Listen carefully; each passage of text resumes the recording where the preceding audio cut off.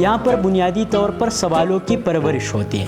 ہم سمجھتے ہیں کہ سوال جو ہیں وہ سب سے مقدس ہے، اور ہم یہاں پر سوال کرنے کی، لوگوں میں جرت پیدا کرنے کی کوشش کر رہے ہیں۔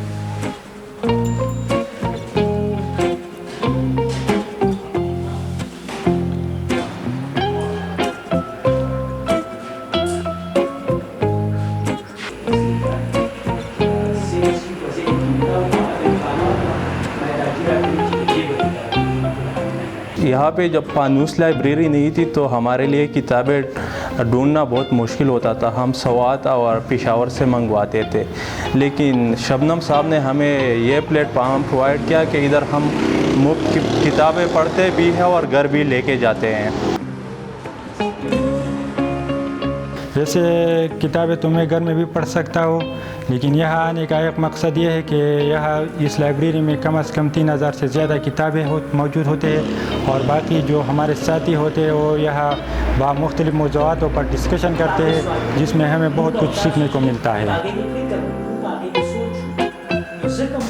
بنیادی طور پر ہم چاہتے ہیں کہ لوگوں کو اویئر کیا جائے، ایجوکیٹ کیا جائے، اور ان مسائل پہ یہاں پر بات ہو جن پر معاشرہ جو ہے وہ اصل میں بات نہیں کرتا، اور یا معاشرے میں جن کو جو ہے قدر کی نگاہ سے جن موضوعات کو نہیں دیکھا جاتا، لیکن یہ اس وقت کی اہم ضرورتیں ہیں۔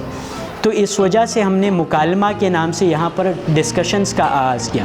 ہم مکالمہ کے نام پہ یہاں پر مختلف دوست آ کے بیٹھتے تھے، مختلف بیک گراؤنڈ سے لوگ آتے تھے، اسٹوڈنٹس آتے تھے، مختلف وکلاء آتے تھے، یہاں پر مختلف دوسرے دوست آتے تھے، جو یہاں پر مختلف موضوعات کے اوپر تنقیدی نظر سے، تنقیدی زاویہ نگاہ سے یہاں پر بحث کرتے تھے، اور آج تک کر رہے۔ پہلے لوگ تو کم آتے تھے، لیکن اب زیادہ تر نوجوان ہمارے پاس آتے ہیں۔ ہم یہاں پر مختلف لوگ ہیں، ماہرین ہیں، وہ بھی آتے ہیں، مختلف موضوعات کے اوپر ڈسکشنز ہوتی ہیں اور بحث ہوتی ہیں۔